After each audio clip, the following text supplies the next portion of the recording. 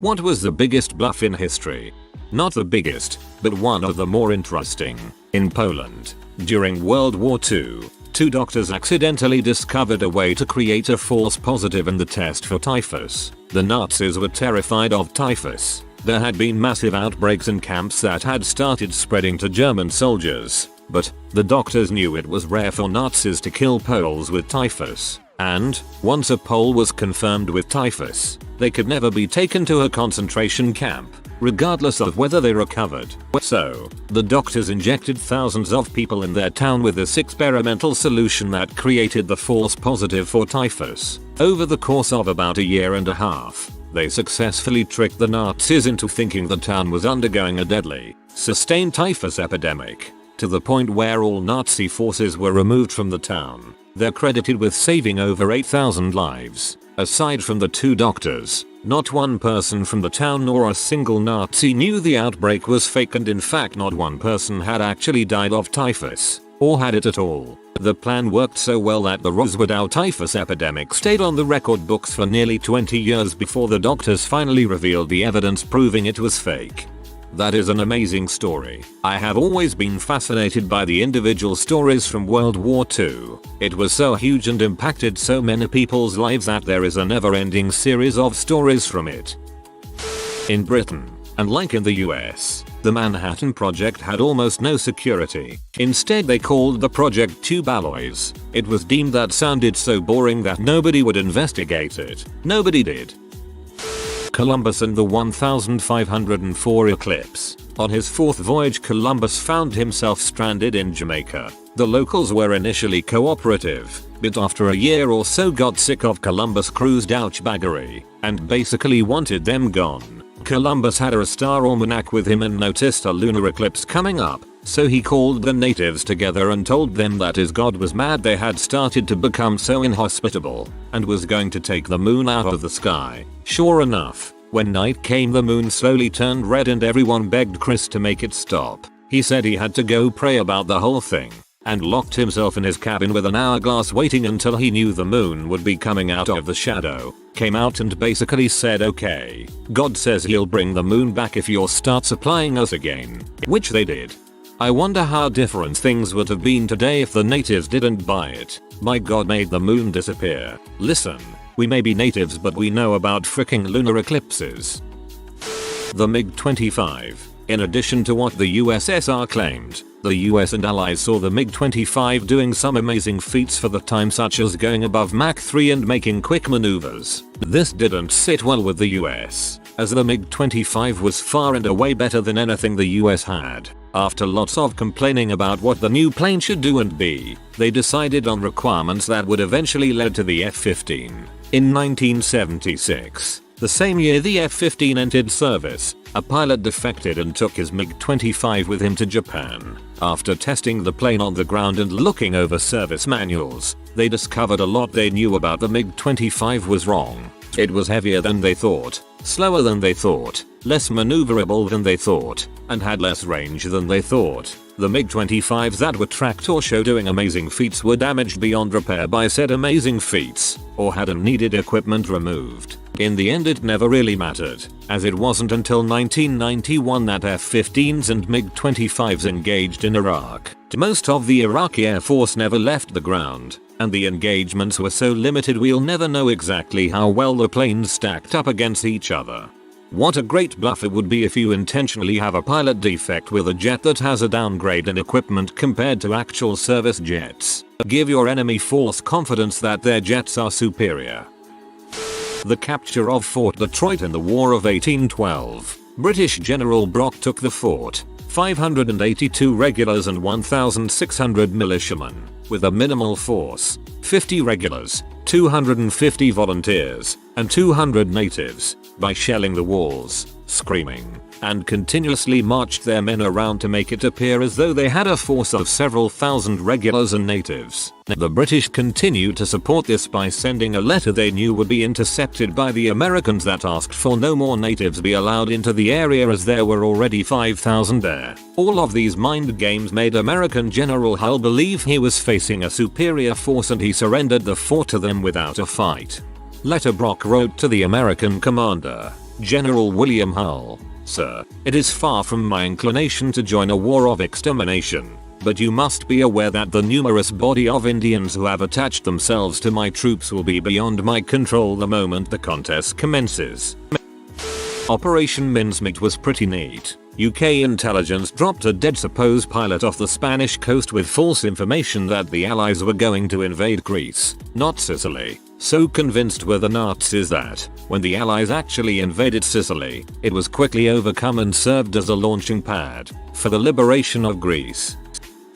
One particular time in the Great Siege of Malta, around 4,000 Ottomans were going to charge our old poorly fortified city of Medina. All the people living in Medina at the time, around 200, went up on the walls with around 40 knights and other mercenaries and formed a line. They got with them a statue of Saint Mary and started praying. The Ottomans got scared when they saw a file of people on the walls, as they thought the city was heavily fortified. They could not see that half of those people were peasants, children and women, because of the sun shining on the wall from the back, so they retreated. Maltese people considered the event a miracle by Saint Mary, because if the Ottomans didn't retreat they would all have been killed. It's an unknowing bluff, but was one vital turning point amongst many other ones in the victory against the Ottomans and the halting of their invasion across the Mediterranean in 1560s.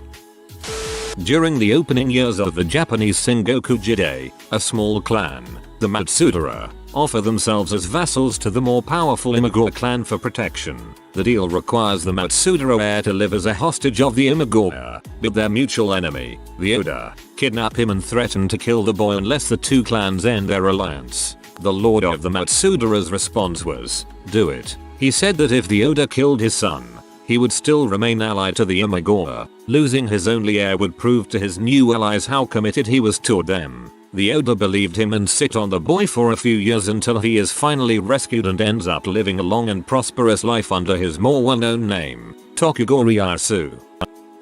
Maybe I missed it, but I'm partial to Gen H Norman Schwarzkopf's deception of the Iraqi military during Operation Desert Storm. Essentially, the US intelligence community had reason to believe top Iraqi leadership watched CNN and took it as gospel. The US set up a large amphibious landing demonstration which they let press attend. Iraqi leadership saw this as CNN presented. They understood this as a rehearsal for the coalition's plan. To cement the thought process, the US dropped leaflets depicting death from the sea. Saddam then reorganized his troops along the coast for the inevitable attack. This allowed for the left hook from Saudi Arabia, causing the destruction of the third biggest military in the world in a matter of days. Also, Iraqi freedom played off of Desert Storm in that people thought they would do the same kind of attack in 2003. Instead, the US opted for a blitzkrieg-like plan. 1775. Just outside Boston, Washington takes high ground known in Dorchester Heights and fortifies it. Benedict Arnold had just captured the Fort Ticonderoga and its large supply of cannons. Over horrible terrain, the Continental Army was able to get these cannons to Washington. Unfortunately, Washington had neither the powder nor the shot to actually do much with his cannons. It didn't matter. The British commander of Boston didn't want to risk losing his ships to the cannons, and didn't want a repeat of Bunker Hill, so he retreated. Evacuation Day. State holiday, so all state employees in Suffolk County get the day off. It also happens to be St. Patrick's Day. Hitler was pretty much bluffing when he took Poland. He was banking on the Allies' continued appeasement. Germany had fewer tanks and soldiers than France, and the Blitz being so successful was never seen a foregone conclusion. Yet French soldiers fought dang well against the German invasion and could have won. Alas, they were completely let down by some really stupid generals and politicians. The ghost army used by the US Army in World War II. Basically, they used inflatable tanks, sound trucks and fake radio transmissions to stage more than 20 battlefield deceptions, often operating very close to the front lines. They used inflatable tanks, cannons, jeeps, trucks, and airplanes that the men would inflate with air compressors, and then camouflage imperfectly so that enemy air reconnaissance could see them. They could create dummy airfields, troop bivouacs, complete with fake laundry hanging out on clotheslines, motor pools, artillery batteries, and tank formations in a few hours. Many of the men in this unit were artists, recruited from New York and Philadelphia art schools. Bulls artists of the greatest caliber. I remember hearing a story once in history class about a medieval ruler whose castle was under siege. The siege had been going on for a long time, and they were just about out of food and would have had to surrender. They had one cow left alive, and they decided to do the one thing that may break the siege. They catapulted the cow over the wall. Then, they stood on the top of the wall yelling, "We have so much food, we can throw cows over the walls." The enemy was so demoralized that they left, and that's how that castle survived the siege. The Fecheslavach. There's a story about the ancient Chinese strategist Hu Liang who found himself in a castle with only a token force, surrounded on all sides by an overwhelmingly larger force being led by his rival, Sima Yi. Both Sima Yi and Hu Liang were God-tier level tacticians, and had been pretty much making each other's lives misery for some time.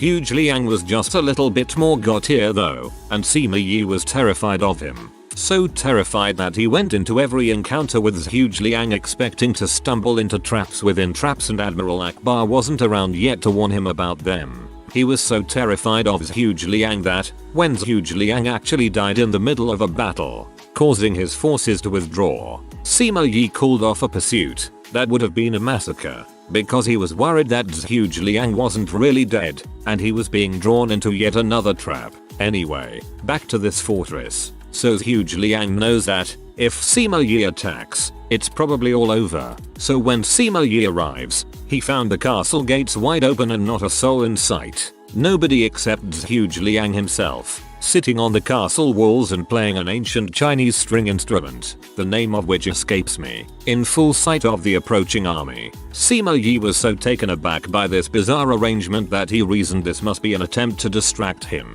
And after staring at Hu Liang in a seemingly empty fortress, the gates wide open to invite him in, and no sign of anything resembling an ambush in the surrounding wilderness, Sima Yi noped right off there and went home because he just couldn't believe it would be that simple. Now that is a pretty badass bluff. Did anyone mention Vlad Dracula? Despite only having a relatively small army, by using psychological warfare, he was able to fend off or avoid war with the Ottoman Empire. Spearing people from the anus to the mouth and hanging them like grisly yard ornaments is pretty good psychological warfare. I'm gonna murder some people isn't really a bluff when you've got dead guys all over the place. Certainly not the biggest in history, or the biggest in anything, for that matter, but an interesting bit of trivia and history that most people don't know. Abbra, Indiana, a little town right on the Ohio River in southwestern Indiana, was the only first town north of the Mason-Dixon line to be captured by the Confederates during the Civil War. The small group of raiding Confederate soldiers crossed the river from Kentucky and carried stovepipes to look like cannons, and it worked. They occupied the town for a couple hours. If I remember correctly, it's been years since I read the details. No shots were fired, no loss of life, but I believe they did take some supplies. Genghis Khan did a good bluff. Under the siege of a Chinese fortress, he announced that he would end his siege in exchange for a gift of 1,000 cats and 10,000 swallows. The fortress commander gratefully complied. After the animals arrived at the Mongol camp, Genghis Khan ordered his men to tie a small cotton wool tuft to the tail of each creature, then set the tuft afire. When the panicked and frightened animals were turned loose, they made directly for their nests and lairs and igniting hundreds of small fires. While the defenders were preoccupied with putting out fires, Genghis Khan's warriors stormed the city in conquest. During his invasion of Manchuria, he once had every member of his horde leave a siege and leave half of their crap behind. When the Manchurians left the city to loot the supplies, the entire horde returned and murdered them all. My grandma used to work for IBM as a programmer. She told me this story once. There was a project commissioned to them by the Corps of Engineers to write a program that would check the water levels, flow rate, and similar pieces of information from all of the dams on the Columbia River. The best programmer my grandma knew was the lead on the project, and when it was finished the Corps of Engineers said it was no good, that the program ran too fast and there was no way the data could be accurate. So my grandma said that this programmer just put a bunch of for loops in the code to make it run quite a bit slower. then gave it back, and the Corps of Engineers said it was perfect. Every few years they would be asked to revise the code to see if they could make it faster, and this guy would just reduce the number of iterations on each loop. User Turbog referred to the photo reconnaissance dummy armies of World War II. One of two things I came here to mention. The other is the Pas-de-Calais invasion. Allied forces took advantage of the temporary disgrace of General George S. Patton after an incident in his camp to send him on observation missions and tours that were deliberately not secret enough. German intelligence believed, as was intended, that a genuinely talented general would not be excluded from the invasion plans, and as such the Normandy landings were a distraction. They concentrated their forces way north of the invasion that was in progress, awaiting a second landing by a ghost army that would never come. This probably saved tens of thousands of lives on both sides, and equal numbers of French civilians, by reducing the scale of the initial conflicts. Not exactly a bluff, but still a good story.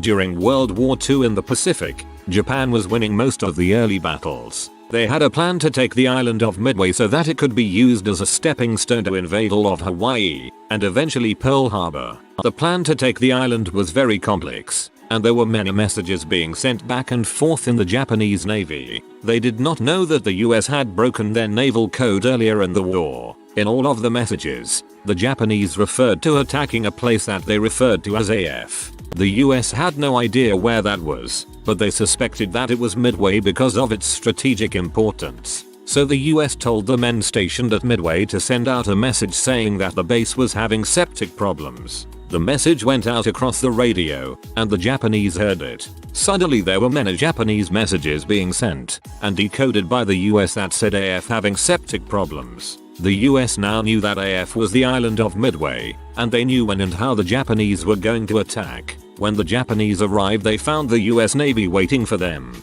The Japanese lost 4 aircraft carriers and 3,057 men, compared to the US's 1 aircraft carrier and 307 men. It was the second major victory by the US in the Pacific theater.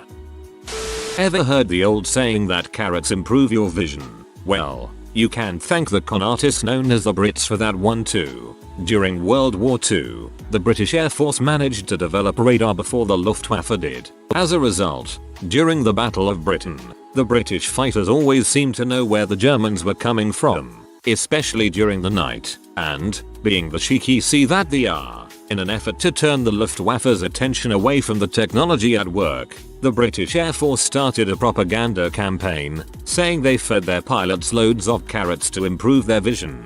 They effectively attributed the pilots' prowess in intercepting raids to carrots, not radar. Well, needless to say, the saying stuck, and became a part of every grandmother's intuition.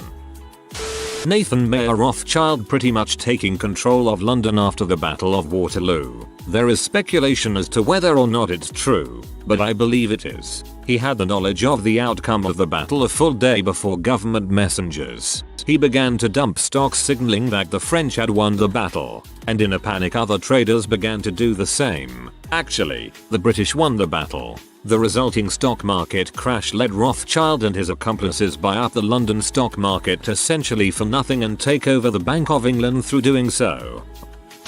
D-Day. The Allies had Hitler so convinced that it wasn't going to happen that he apparently thought he was getting false information when told, and proceeded to go back to sleep.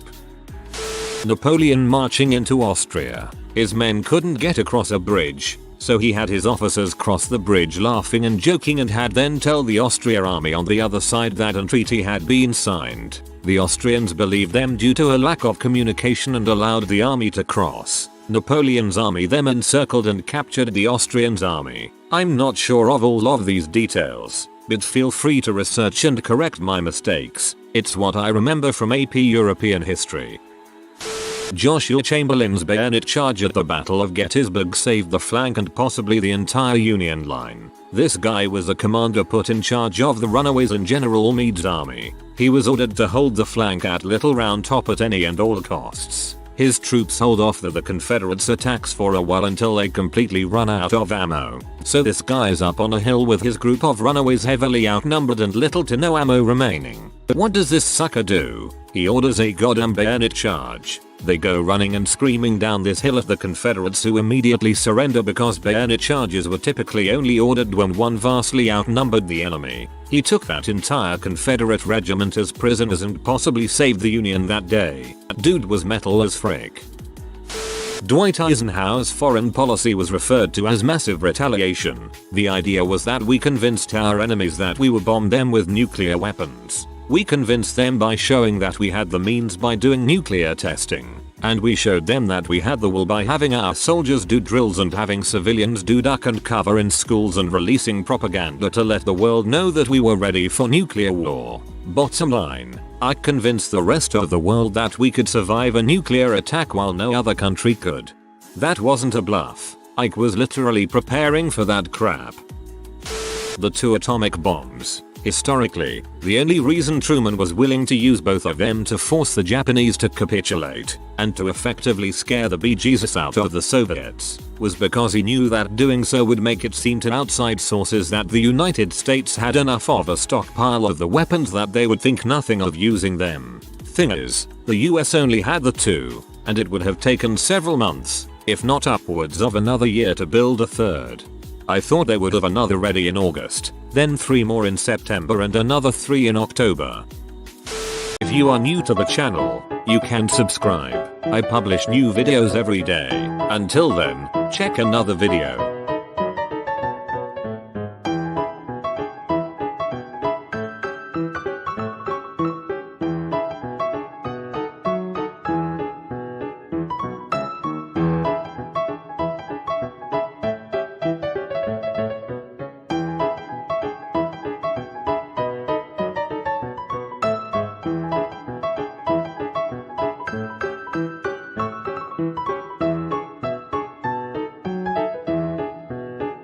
Bye for now.